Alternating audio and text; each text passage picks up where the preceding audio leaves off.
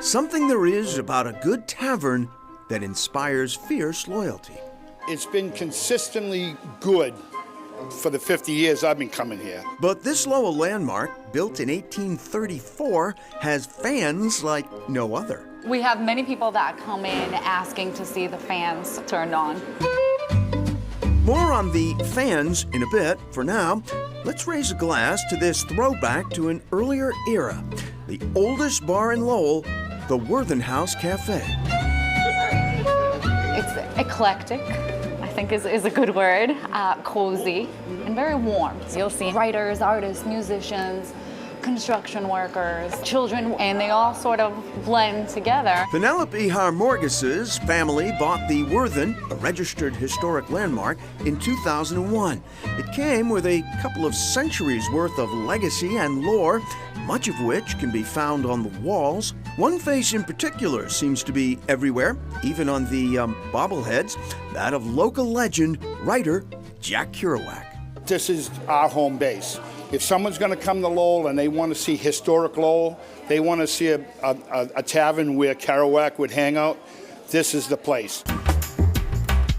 Cliff Whalen is with Lowell Celebrates Kerouac, an annual festival of poetry, music, and walking tours. This year marks the famous beat writer's 100th birthday, and the Worthen is going to be a busy place. This is headquarters. This is where you want to go if you're a Kerouac fan. Jack Kerouac isn't the only literary legend haunting the Worthen House Cafe. Edgar Allan Poe is also said to have spent some quality time here during his Massachusetts days. We believe that he had a love interest here in Lowell, which is hence why he spent so much time here, drinking in here, and where he wrote the Raven. Legend has it that Poe wrote part of his famous poem in one of the rooms upstairs when it was a boarding house. As a result, images of ravens can be found nesting all over the Worthen. Problem is, the Worthen was a dry goods store when Poe was writing. It didn't become a tavern until 1898. So it's a great urban legend, and it really attracts a lot of attention, but we do have to be honest. He never was here. Still, ravens aren't likely to fly the coop anytime soon here at the Worthen. Not as long as Paul Harvey is turning out delicious food from his perch up front, the Raven Grill.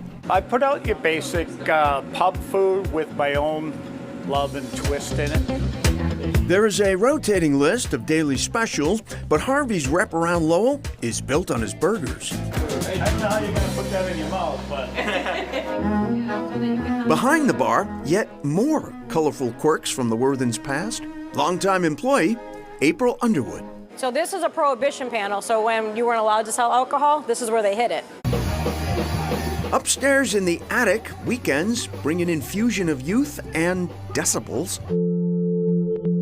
And during quieter moments, the subtle flicker and flash of the resident ghost, Matthew. It's a positive presence. He is around. Strange things do happen that make you question your sanity. And finally, back to those fans. Originally powered by steam, these belt and pulley contraptions are said to be the only ones left in the country still in their original setting. A real turn-on for fans of fans. Many people from out of town that are specifically coming to the Worthen will ask, to see the fans. The Worthen has a basic recipe that's not easy to duplicate. Start, of course, with good honest drinks and tasty food, add a dash or two of historical oddity, and finish with a couple of shots of literary celebrity, a winning cocktail of hospitality that has regulars feeling possessive of this old joint. Call it the Worthen We. We have students, we have construction workers, we have lawyers, politicians, the city hall's right down the street. So we basically have a great, great clientele.